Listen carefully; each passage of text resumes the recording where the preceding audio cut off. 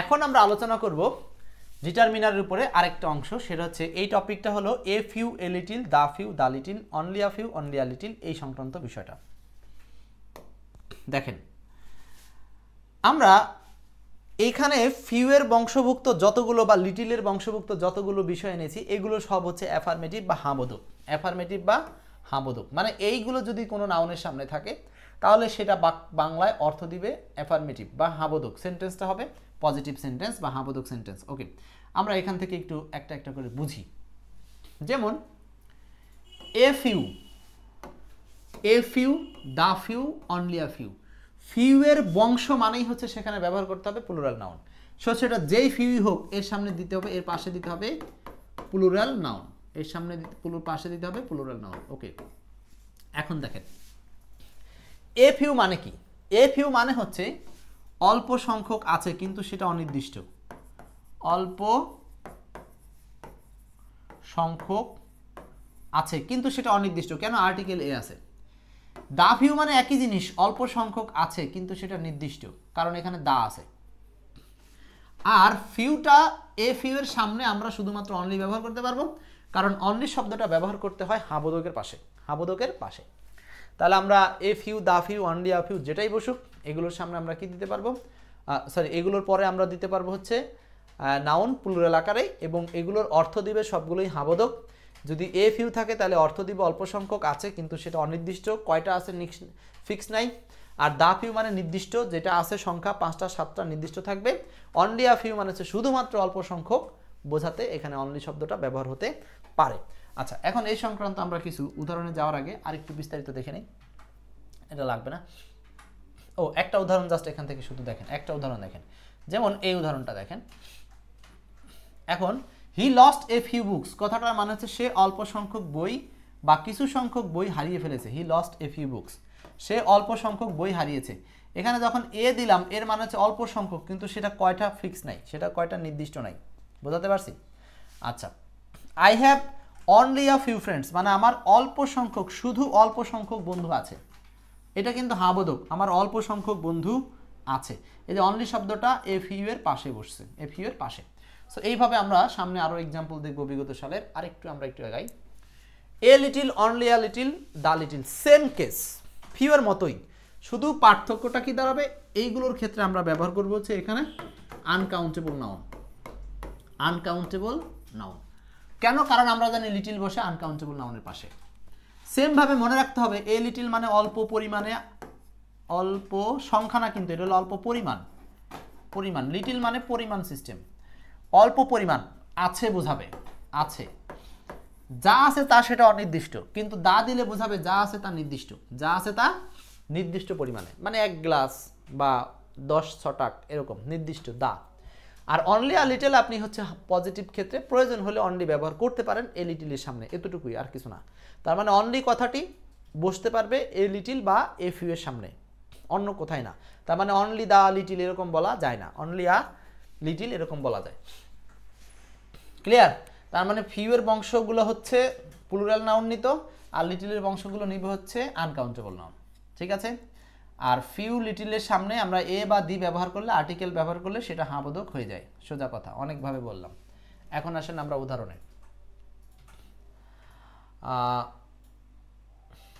এটা লাগবে না। 1 নম্বর প্রশ্ন। 1 নম্বর বলছে a few is a few বলতে কি বোঝায়? এখন আপনাদের পালা, দ্রুত উত্তর করতে হবে। এ ফিউ বলতে কি বোঝায়? এ ফিউ, এ ফিউ বলতে কি বোঝাবো আমরা? A few positive term, just আর কিছু না, এটুকু জানলেই হচ্ছে। এ ফিউ হচ্ছে একটা positive word. She has only dash friends, পারবেন মনে হয়। She has only dash friends, she has only dash friends. এখানে ফ্রেন্ডস শব্দটা হচ্ছে প্লুরাল নাউন, যার সামনে যার সাথে এস করা আছে। আপনি মোর এবং লেস এই শব্দগুলো ইউজ করতে পারছেন না। এ ফিউ দিতে পারেন, তার মানে তার এই যে যেহেতু অনলি কথাটা আছে, অনলি অবশ্যই যার পাশে বসবে সেটা হবে হাবোধক। এই কারণে অনলি এর পাশে আপনাকে এ ফিউ নিতে কম্পালসারি, বাধ্যতামূলক করা হচ্ছে। এ ফিউ, শুধু ফিউয়ার নিলে এটা তো নেগেটিভ সেন্স, শুধু ফিউয়ার এটা নেওয়া যাবে না। ফিউয়ার দিয়ে আমাদের আরেকটা রুলস আলোচনা আছে। সো 1 এর আনসারটা, 2 এর আনসারটা হচ্ছে D number, a few. 3, I still have dash money in my pocket, এটা 38তম বিসিএস সহ অন্যান্য পরীক্ষাতে আসছে, প্রচুর পরীক্ষাতে আসছে এই প্রশ্নটা। 3 number, I still have dash money in my pocket. Okay, দেখেন এই সেন্টেন্সটাতে আবার কি বলছে যে এখানে নাউনটা কি, মানি। মানি শব্দটা আনকাউন্টেবল নাউন, বহুবার আমরা আলোচনা করেছি। আমার পকেটে টাকা এখনো আছে না নাই, কোনটা বলবেন? নর্মালি সাধারণত মানুষের পকেটে 2, 10, 20 টাকা থাকে, কিন্তু এখন এই বাক্য অর্থ নয় যে আসলে কি বোঝাচ্ছে, যে আমার পকেটে এখনো টাকা নাই না এখনো অল্প পরিমাণে টাকা আছে, কি সেন্সটা দেওয়া উচিত? 3-এর আনসার অল্প পরিমাণে টাকা আছে, লিটিল। খুব সুন্দর। মেনি বসে না, ফিউ বসে না, মানি এর পাশে ফিউ এর বংশই বসে না, তো এখানে অর্থ না করলেও নর্মালি আপনি গ্রামার দিয়েও সলভ করতে পারবেন। 4, চুজ দ্য কারেক্ট সেন্টেন্স, কোনটা সঠিক বাক্য? 4 নাম্বার, খুব দ্রুত বলবো আমরা। Choose the correct sentence, I have little friends.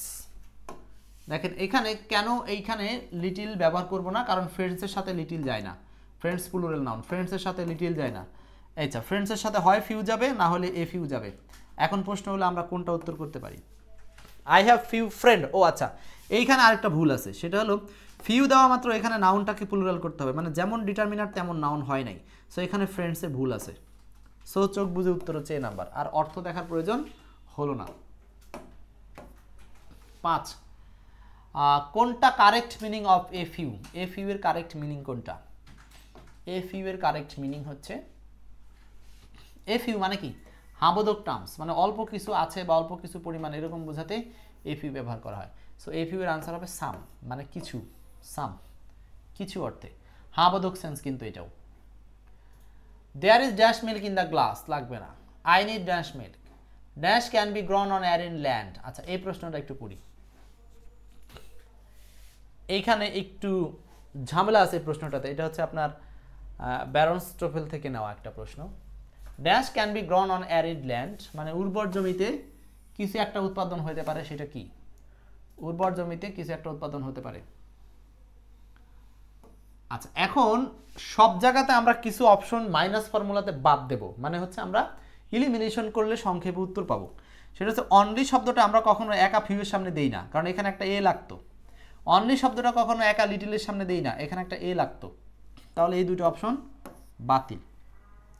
এখন এক জায়গাতে বলছে অনলি আ ফিউ ক্রপস, আর এক জায়গাতে বলছে অনলি আ লিটিল ক্রপস। এখন আপনিই বলেন, যদি ক্রপের সাথে এস ব্যবহার করি, যদি ক্রপের সাথে এস ব্যবহার করি, এখন দুইটা অপশনে এস ব্যবহার করা আছে, তার মানে নিঃসন্দেহে এখানে ক্রপ শব্দটা বিভিন্ন জাতীয় বা বিভিন্ন ধরনের শস্য বোঝাতে এখানে ক্রপের সাথে এস যোগ করা আছে, নাউনটাকে প্লুরাল করা আছে। সো নাউন যদি প্লুরাল হয় তো তার সামনে লিটিল হয় নাকি ফিউ হয়? বুঝতে পারতেছি, নাউন প্লুরাল হলে তার সামনে ব্যবহার করতে হয় ফিউ। সো উত্তরটা হচ্ছে ডি নাম্বার। আর এখানে ভুল হচ্ছে লিটিলের সাথে এই এস সমস্যা, কারণ লিটিল আনকাউন্টেবল, এখানে ক্রপের সাথে এস হওয়ার কোনো সুযোগ নাই। আশা করি বুঝতে পারছি। নেক্সট, এটাও একই রকম। হি লস্ট ড্যাশ বুকস, সে কিছু বই হারিয়েছে, দ্যাট হি হ্যাড, যা তার ছিল।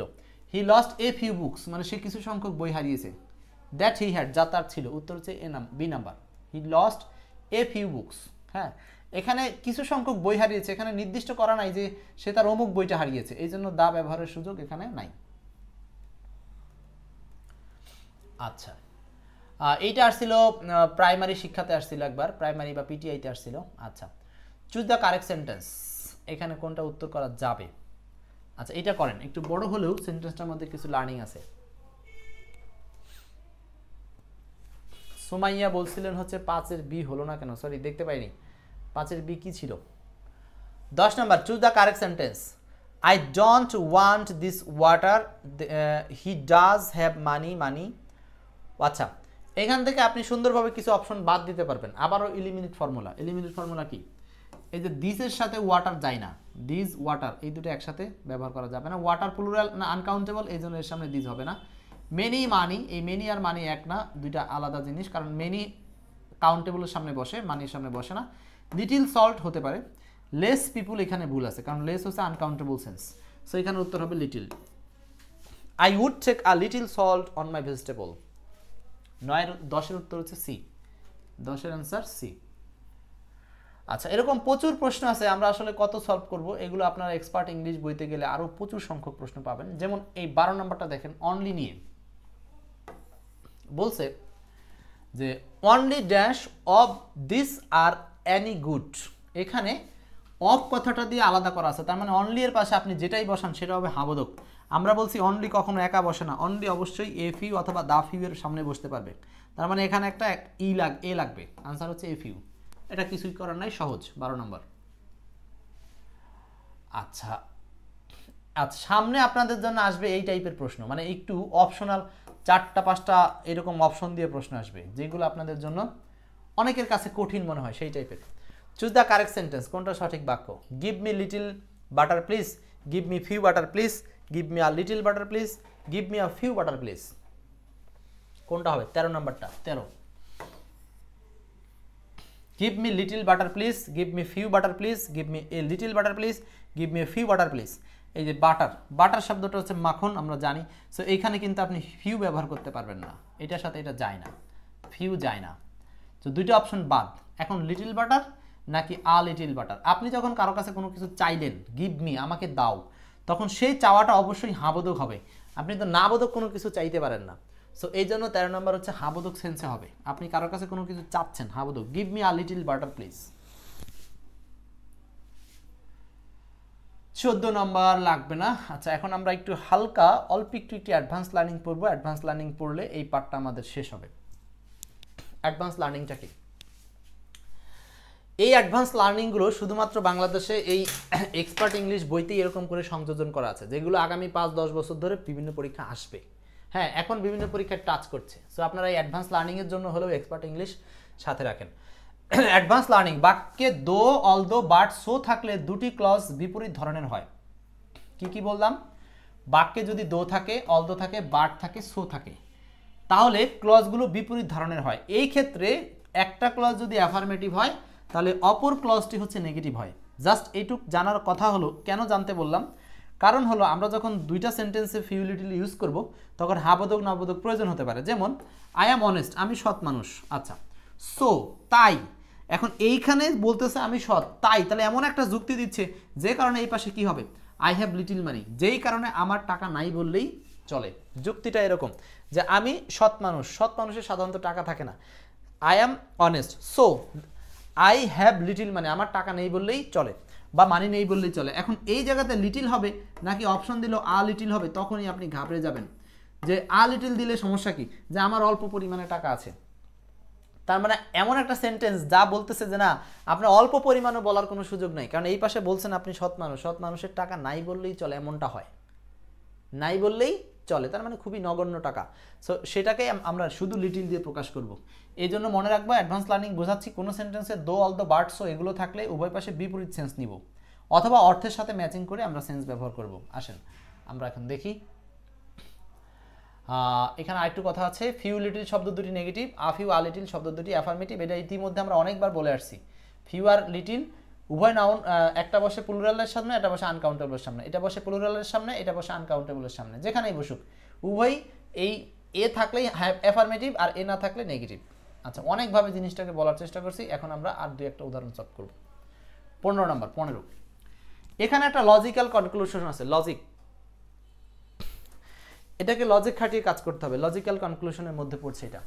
I have got dash friends, so I am not lonely. বলতেছে যে সুতরাং আমি একাকী নই, সুতরাং আমি একাকী নই। I have got dash friends.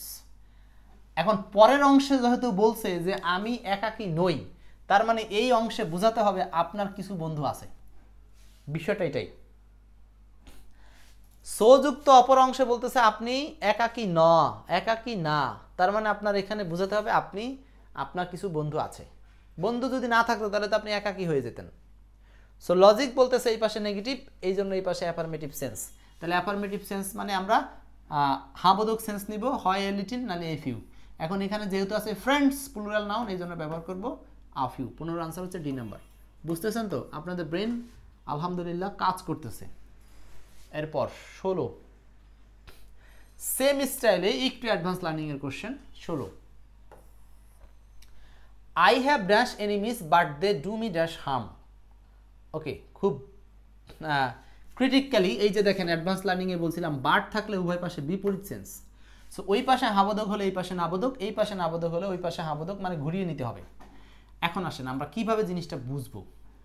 So প্রথমত এই ধরনের জটিল প্রশ্নগুলোর ক্ষেত্রে আপনারা ইলিমিনেশন ফরমেশন ব্যবহার করবেন, মানে আগে কিছু অপশনকে নাবোধক করে বাদ দেওয়ার চেষ্টা করবেন যে কোনগুলো হবেই না, সেটা বুঝবেন বা কিভাবে। দেখেন 16 নাম্বার, এনিমিস এর আগে আপনি কি বসাতে পারবেন। এনিমিস হচ্ছে প্লুরাল নাউন, তো প্লুরালের সামনে আপনি কি বসাতে পারেন। প্রথম অপশনের জন্য no, little, a few, many, কোনটা কোনটা দিতে পারেন। প্লুরালের সামনে আপনি প্রয়োজনে নো দিতে পারেন, কিন্তু লিটিল কখনো ব্যবহার করতে পারেন না। সো আপনার অপশন সি আর টেস্টই করা লাগবে না, এটা বাতিল। বাকিগুলোর মধ্যে উত্তর ঘুরবে। এইখানে আবার দ্বিতীয় শূন্যস্থান আছে হার্ম, এই শব্দটা যদি কেউ জানেন এটা হচ্ছে ইউএনসি, আনকাউন্টেবল নাউন। সো আনকাউন্টেবলের সামনে দ্বিতীয় শূন্যস্থানের জন্য আপনি লিটিল নেবেন নাকি মেনি নেবেন নাকি লিটিল নেবেন, দুইটা অপশন আছে। সো আনকাউন্টেবলের সামনে মানে দ্বিতীয় শূন্যস্থানের জন্য দ্বিতীয় অপশনগুলো জাজ করবেন, দ্বিতীয় শূন্যস্থানের জন্য দ্বিতীয় অপশনগুলো চেক করবেন। সো দ্বিতীয় অপশনগুলো চেক, ও এটা তো পুরোটা আগেই বাতিল। সো অপশনগুলো চেঞ্জ করলে হার্ম শব্দের সামনে মেনি বসবে না, তাহলে আপনার এই বি নাম্বার অপশনটাও বাতিল। হাতে থাকলো এ আর হলো ডি। এখন আপনি বলবেন কোনটা উত্তর হবে। আপনি যদি এখানে বলেন আই হ্যাভ নো এনিমিস, আমার কোনো শত্রু নাই, তা আপনি বলতেছেন যে আমার কোনো শত্রু নাই, তো লিটিল দিলে এই পাশে বোঝাবে but they do me little harm, তারা আমার ক্ষতি করে না বললেই চলে, অর্থ মিলতেছে না। কিন্তু আপনি যদি বলেন আই হ্যাভ ফিউ এনিমিস, আমার অল্প সংখ্যক শত্রু আছে কিন্তু তারা আমার ক্ষতি করে না বললেই চলে, এই শুধু লিটিল দিলে লিটিল হার্ম কথাটার মানে হচ্ছে ক্ষতি করে না বললেই চলে, নাবোধক সেন্স দিবে। তার মানে এই পাশে বোঝাতে হবে শত্রু আছে, এই পাশে বোঝাতে হবে ক্ষতি করে না বললেই চলে। ক্লিয়ার? তাহলে দেখেন এই প্রশ্নগুলো আপনারা পরীক্ষার হলে অনেকেই কনফিউজ হয়ে যেতেন যদি আগে থেকে না দেখা থাকতো। এই জন্য এই লিটিল ফিউয়ের ক্ষেত্রে লজিক্যাল কনক্লুশন যুক্ত যে জিনিসগুলো আছে এগুলো আপনারা প্র্যাকটিস করবেন, এবং আরও প্রচুর এমসিকিউ আপনারা পাবেন এরকমভাবে এক্সপার্ট ইংলিশ বইতে। এই যেগুলো আছে আমি আর ব্যাখ্যা করছি না, প্রচুর এমসিকিউ আছে, সব এক্সপার্ট ইংলিশ বই থেকে নেওয়া, এগুলো সলভ করলেই হয়ে যাবে। সো পুরো রুলসটা আশা করি বুঝতে পারছেন। Thanks for watching. ভালো লাগলে লাইক, কমেন্ট, শেয়ার।